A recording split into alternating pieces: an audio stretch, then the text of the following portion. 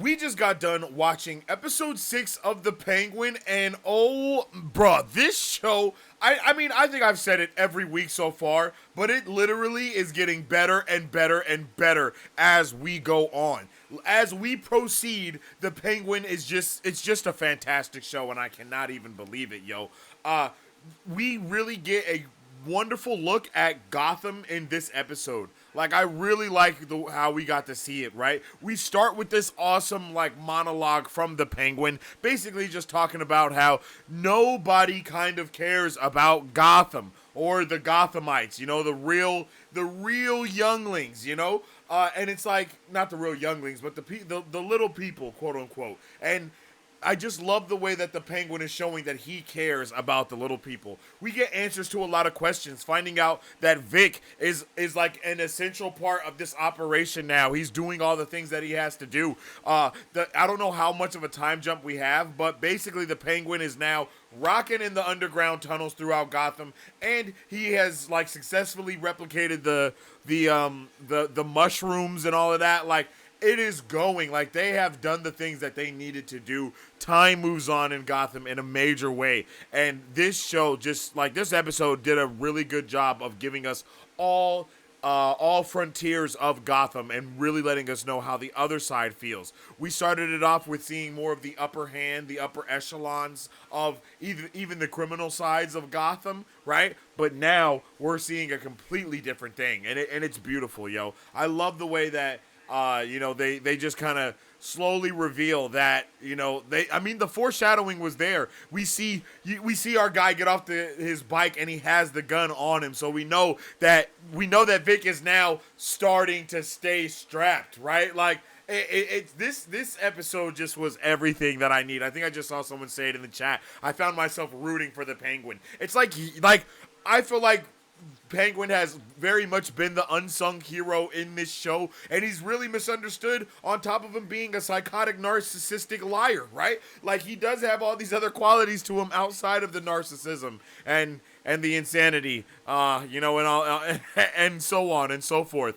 But we also see that Penguin is basically, it looks like Penguin's really been plotting out this whole meeting that ends up happening at the end. A lot of foreshadowing, right? He's talking about where the businesses are, what they're doing, and he knows how to deal with everyone because he's really rocking with them, right? In a way, he only cares about himself, but in another way, he cares about the people of the East Side. And each one of these gangs that he kind of mentions to Vic, they are all East Side gangs. And I also love the attention to detail with his badass, like, fur coat for the winter season. Like, yes, brother. Like, yeah. Penguin be dripped and dropped in sauce. Like, that's, if he ain't nothing else, he is that. And I just really love the way that this episode shows that other side of the Penguin that I feel like a lot of people have been misunderstanding or haven't been able to see because we've been seeing Penguin from other people's point of views other than his, really. Even though the show has been called The Penguin, we have been seeing a lot of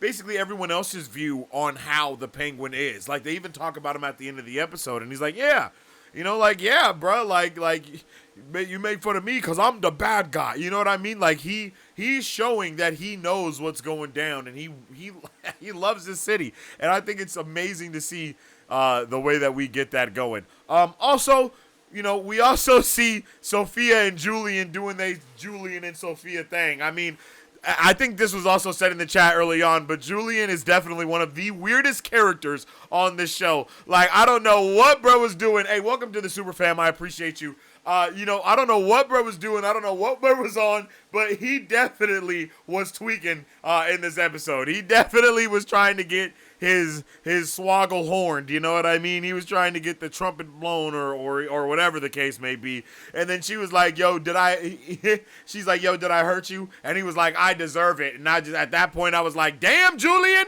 what's happening, bro? You tripping. Yo, and I just wasn't ready for any of the things that were going on in this. I was like Sophia is definitely like, she's leaning in on all of the things, right? She's leaning in on it, and I like seeing that. And then we get another awesome moment between we got a lot of these heartfelt moments between a lot of characters in this episode. It really was awesome. I loved being able to see Sophia and Salvatore basically cooking in the kitchen, and she asks him, "Yo, do you need these chopped?" And he's like, "Yeah, sure." And they kind of have that heart-to-heart moment as he's as she's chopping and he's cooking. And we also get to see that Sophia is definitely now more have come to terms with the things that she's went through, because she's openly wearing her arms out that are scarred and all of this. Like, she is not as ashamed and not as scared of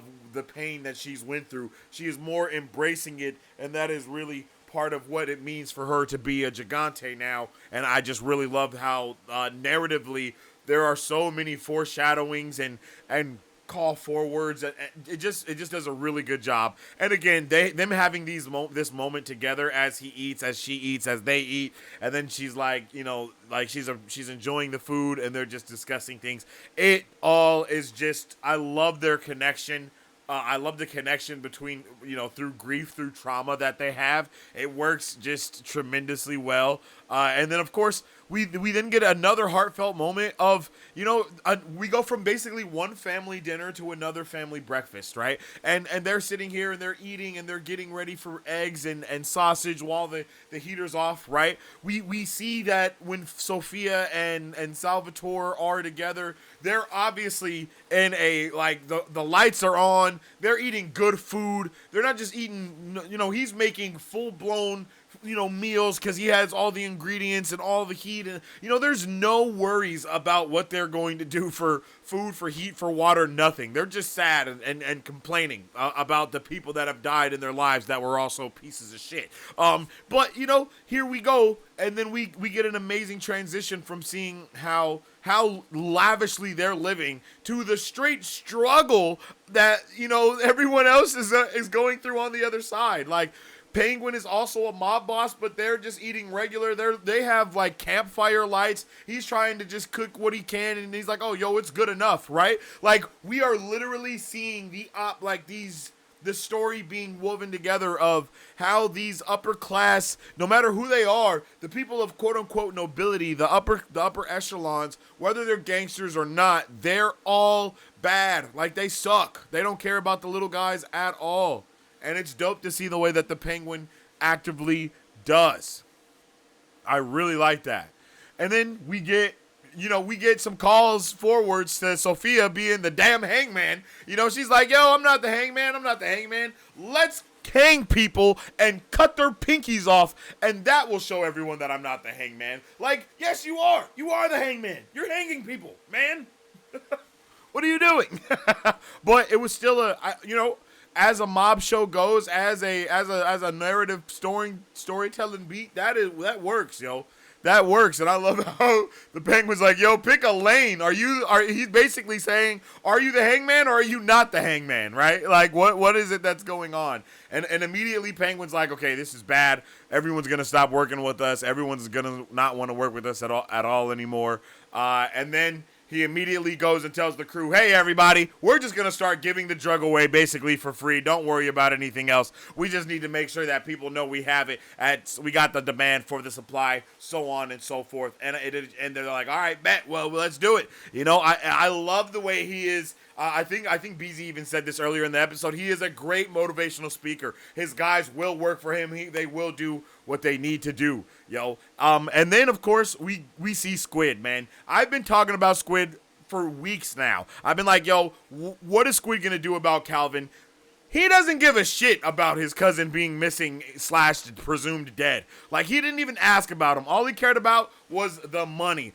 He wants to get put on. He wants to, get put on and brought under the wing and be, a full-time gangster. He wants to basically get hired on by Oz. And I think bro went about it probably the worst way possible. You don't threaten people's mothers or anything like that in order to get in with the gangs. Like, that's not a smart thing to do.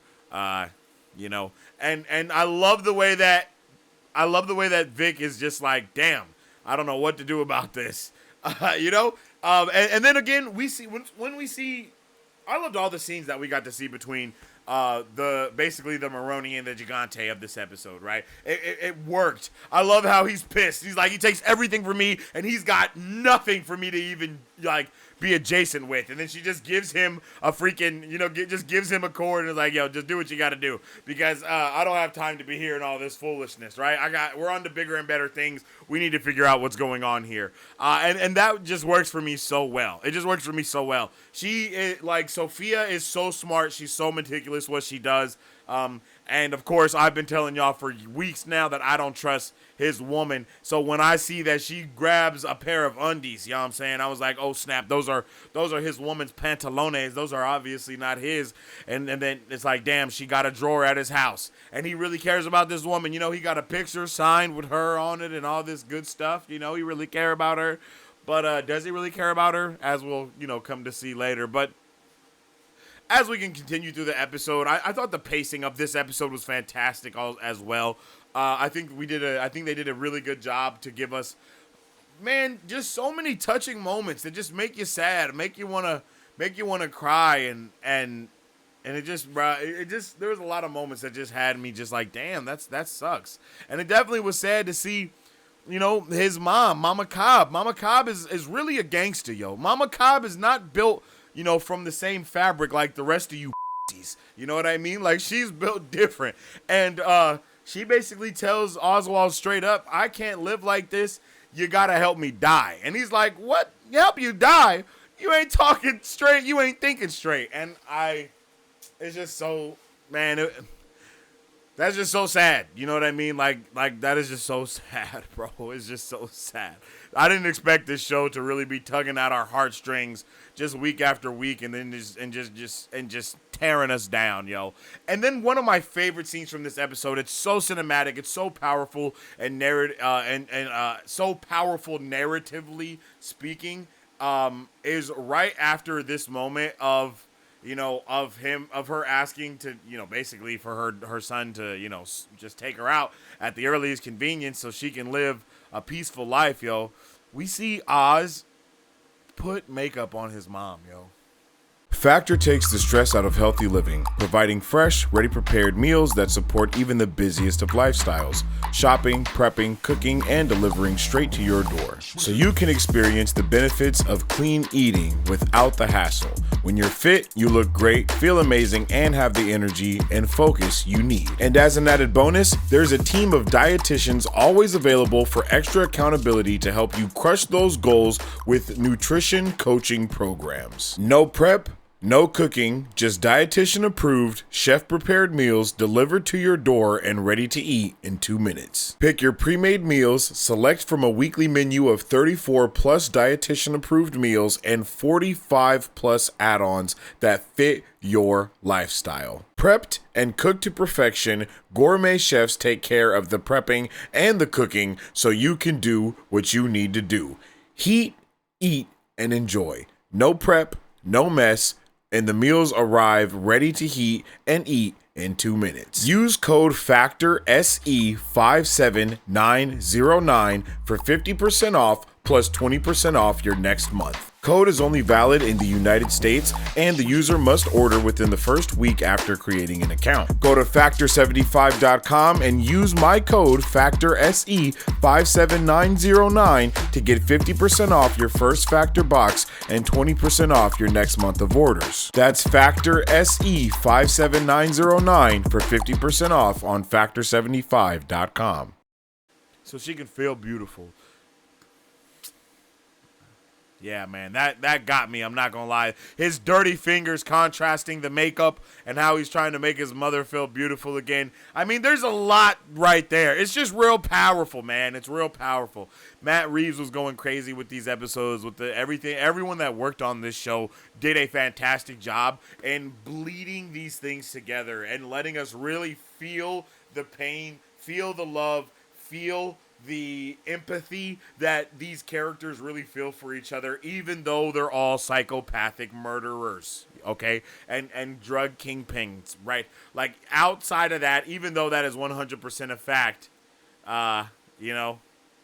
That's the least of their worries. And speaking of least of their worries, I love the way that Vic actually really handles this shit on his own. He goes to tell Penguin, he's like, "Yo, this is what's going on, this and that. You know, I don't really know how things are gonna go on, and this guy, I don't know what to do." And the whole time, all Penguin is trying to do is get that generator running so his mom isn't cold at night, because he feels bad about leaving her in the tub and not coming to check on her, and she's been freezing cold, and now he just wants to warm her up. I mean, brother, whoa, like, whoa, this whole episode, all he cares about is protecting his mom, making sure she's okay, making sure she's all right, doing everything he can to protect her and make sure the people that he loves and cares about are safe.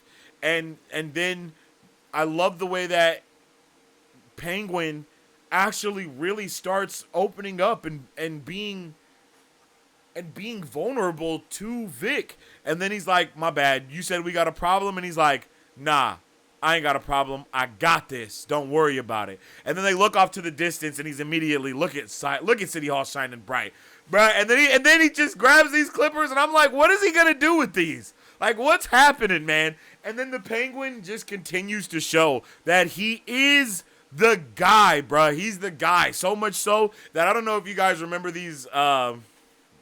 I don't know if you guys remember the street workers that he talked to in the first episode.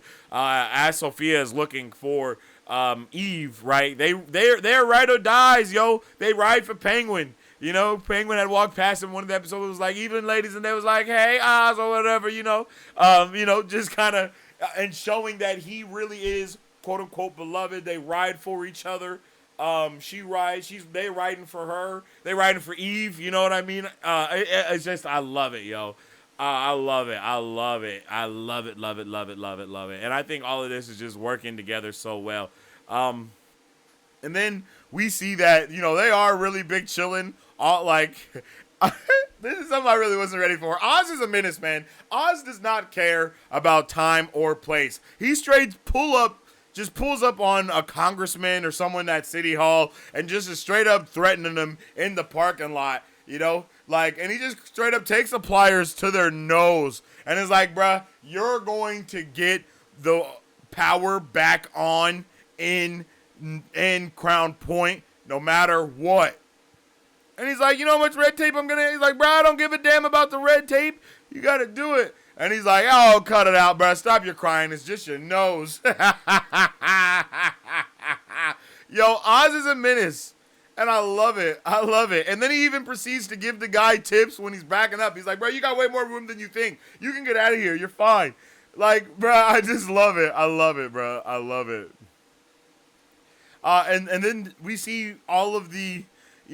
we see Penguin start making deals and making calls to do certain things, and, it works out for him, yo. And, unfortunately, Vic just doesn't understand the streets like that yet, yo. He tries to basically give bruh money like he's a lapdog, you know what I mean? And that's just not something that people are, okay with, especially straight, people of the streets, if you will, like street people. They don't want to hand out. They're like, "Bro, I got it." And he's like, "Bro, you think you can pay me off?" And he gets all mad and he starts tripping. And I was like, "Aw, shit, yo, Vic is not going out like a bitch, and I know it, bruh." And he starts and then I knew it was over when Squid, when Squid was talking about Momma Cobb and Penguin. When he said that, the way that Vic looked at him, he was like, "Ah, bro, okay." He was like, "Yo, Penguin gonna kill you, and if you ain't gonna let the Penguin kill you, I guess I'ma have to kill you, son." You know what I mean? And he's like, "Yo, we're underground," and he pulls the blicky out and bow, gives it to him. Gives him one in the neck, bruh, and just stands there and watches him die. Something like the Penguin, yo. And he's like, and then that face, that Vic has, he's like, "Damn, what have I done?" You know what I mean? And I think that's probably what Squid is thinking of at that moment, too. He's like, "Damn, what have I done?" You know what I mean? Maybe it wasn't this important. I didn't know that bro was really with this shit like that, bro. But I guess they both had to find out one way or another. And look at Vic. Vic is looking terrified, man. He's looking terrified. But he did what he had to do to protect his family. He did what he had to do to protect his family. But, I'm not going to say that, he was happy doing it by any means. You know what I mean? Because he definitely was not happy about it. He was, he was definitely not okay. You know, he's like, yo, I'm sorry. Oh, and then bruh's just dead. And he's like, why'd you make me do that? You know, and I like that. I like the whole why'd you make me do that thing, because it's like, bro, look what you made me do. Like, I love that sentiment from mobsters. Like, bro, I told you to leave it alone, damn it, and you just couldn't. You couldn't leave well enough alone, and now you're dead. And, I mean, Sophia continues to be a menace, at the very least, right? We see Sophia looking for Eve. She's trying to find out where Eve is, what's going on with Eve. She wants to know where Penguin is. She is on a murder mission. I'm not gonna lie, I'm not a big fan of Sophia in this episode. I feel like Sophia is just as delusional as she thinks the Penguin is. You know what I mean? It's just that the Penguin actually is very honest about the stuff that he does. And for some reason, I just feel like, you know, she's been a little delulu. She has been delulu. And as soon as I seen this, and as soon as she opened the door and she said, hey, I was like, oh, Eve is going to betray Penguin immediately, huh? Good to know. And yeah, she does. She does betray Penguin immediately. And I couldn't believe it. I couldn't believe it. Well, I can't lie. I could believe it because I've been saying this whole time that we couldn't trust Eve. I was like, bro, she can't be trusted, son. She just can't be trusted. And what do you know? She didn't even need to snitch. She wasn't going to die or nothing. Like, she was willing to die for it, and then as soon as she doesn't kill her, she's like, okay, I'll tell you. So dumb, bruh. So dumb. Especially because Penguin tried to protect her. I'm just not with that, bro. I'm not with it. But again, in a story full of betrayal and lies and narcissists and psychotic psychopaths with psychopathic tendencies, it's just, you know, what do you expect? What do you expect from these guys, right? They all tripping, right? They all tripping. So There's a lot going on here. There's a lot going on here, bro. And I mean, I just wasn't, I already knew, I always knew that she was going to betray everybody and all the things. So, hey, in a story full of betrayal, everybody just is like, hey, let's betray everything, you know? Why not? And we get this conversation, and then Sophia goes on a freaking tangent about how Oz framed her in order to do, I'm like, bro, none of this happened. Like, none of this happened. As far as we know, none of that shit happened, right? Like, we didn't see any of it. Oz was just as surprised as she was. And for her to think, like, oh, Oz didn't tell you the truth. Like, bro, why would he do that? Like, all of that is so dumb. Like, all of that is so dumb. All of that is so dumb to me. He didn't even know what was going on. Hell yeah, he went with it so he could get everything that he wanted, as he already told her in the last episode, right? He already said that he had nothing to do with it. He said he wasn't, you know, a snitch or rat. He said he didn't know what was going to happen. All of that was the truth. He was being truthful in that moment. You know what I mean? It's just he lied about all the other stuff to Sophia, you know? And honestly, the only thing he really lied about was her brother. That's really it, to be completely honest. Because it's not like she asked him if he was working with the Maronis. You know what I'm saying? But yeah, Eve is cold for doing that. Especially if Momma Cobb dies, then Eve got to go. We got to take her out immediately because she betrayed, bruh. I really thought she was going to go out like a G. But she snitched. She ratted she ratted even after rocking with Penguin for so long. Even after all of this stuff, you know, you can't trust everybody in this game. And it's crazy that she would just believe Sophia right off the rip as well. Like, everyone is just so easy to believe everybody. And I just be like, well, you're all dumb. Everybody's stupid. We're all stupid here, chat. Everybody's dumb in this show. But they are, because they're villains, and so it works. I mean, their thinking is obviously off. But we have a beautiful moment between Oz and we have a beautiful moment between Oz and Victor, you know? Oz and Vic have this awesome moment of like, bruh, you know, it's all good, bro. It gets easier. You know, you protected your family. You protected the people that you love. And that is what matters the most. You know what I mean?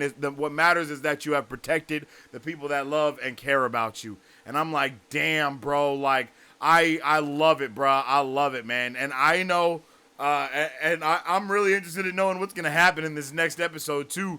Because, you know, he basically tells Vic to go back home you know, and be with his mom when all the stuff happens, and you know, that was awesome. And then we have this amazing